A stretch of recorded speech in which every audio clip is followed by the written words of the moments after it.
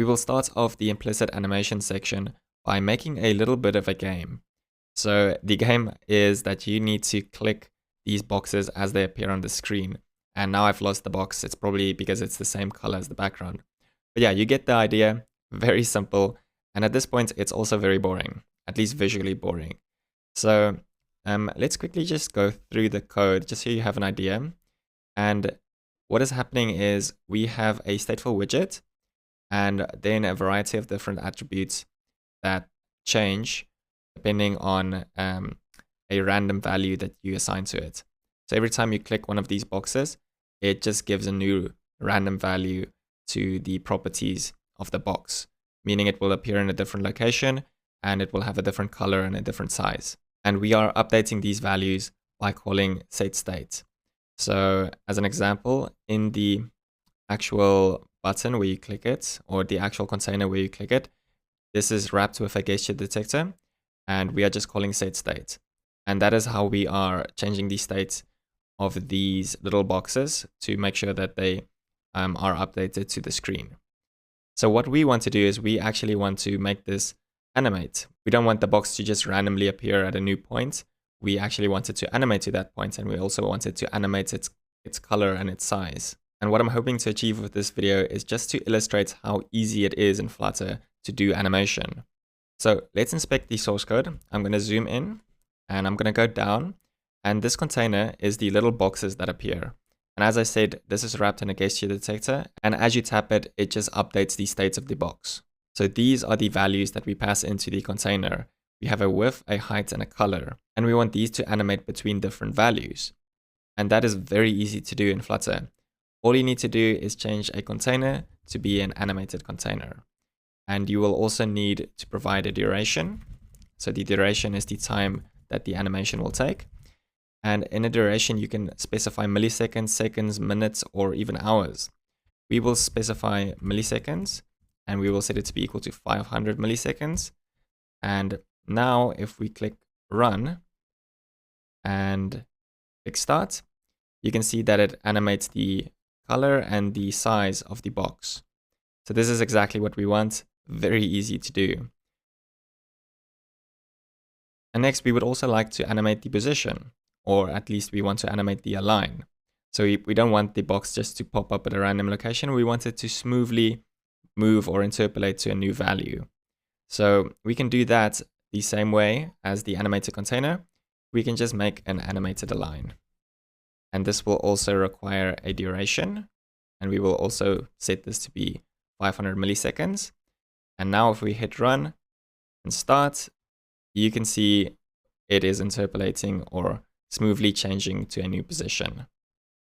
And that is that. Now our game is 10 times better than it was. And as you saw, there is nothing special that you need to do.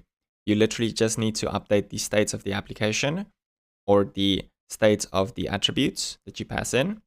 And Flutter will automatically interpolate the animation from the old value to the new value. Something else that you can specify is a curve. And the curve basically defines how your animation will behave. As an example, you can specify a curve of bounce out. And let's hit run. And now you can see it makes a little bit of a bounce effect. So this is not what I want. I would rather set this to be ease, and an easing curve will just start very fast and end slow as well. And there are a variety of different curves, and we will explore this in a later video. And we will also explore the duration property in depth in an upcoming video.